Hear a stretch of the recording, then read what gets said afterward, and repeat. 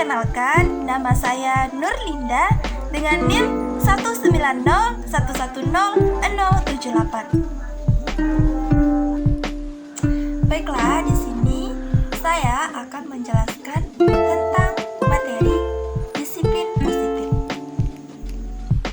Ternyata ada gangguan yang mendalam bahwa dengan melakukan hukuman atau marah adalah upaya baik dalam mendisiplinkan anak. Biasanya orang tua akan menghukum dengan memakai rotan atau hal sebagainya.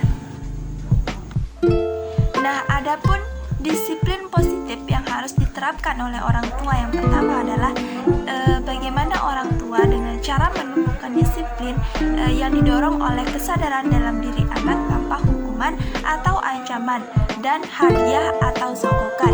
Yang kedua adalah pembentukan kebiasaan dan tingkah laku positif anak yang melibatkan dukungan orang tua berupa ketegasan dan kasih sayang, sehingga keterampilan sosial anak dapat berkembang dengan optimal dan bukan dengan mengendalikan anak dengan sogokan, hadiah, hukuman, dan atau kekerasan.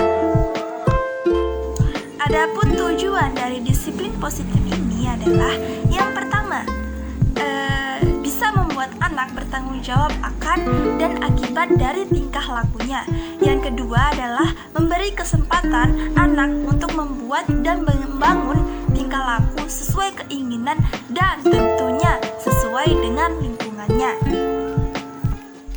Dan yang ketiga adalah mengajarkan anak untuk berbuat baik atau bertingkah laku yang benar. Adapun manfaat dari disiplin positif ini adalah yang pertama, menumbuhkan rasa percaya diri pada anak. Yang kedua, menumbuhkan kemandirian. Dan yang ketiga, membuat perilaku anak menjadi lebih baik.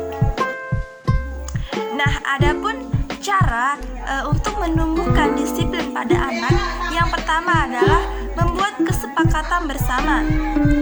Yang kedua adalah tenang dan jangan mengungkit masa lalu. Yang ketiga adalah sabar dan pede. Yang keempat, konsisten. Kemudian memberikan penjelasan, tidak mudah menyerah. Kemudian hindari melakukan kekerasan. Dan yang terakhir, hindari mengiming-iming.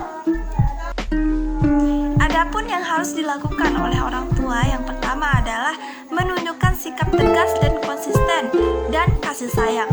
Yang kedua adalah menerapkan konsekuensi bila melanggar, misalnya memperbaiki kembali mainan yang dirusaknya.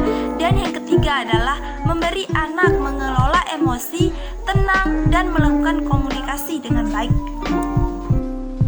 Kemudian adapun yang harus dihindari oleh orang tua, yang pertama adalah menghindari sikap dan gaya keras sehingga anak takut atau sebaliknya permisif sehingga anak menjadi manja.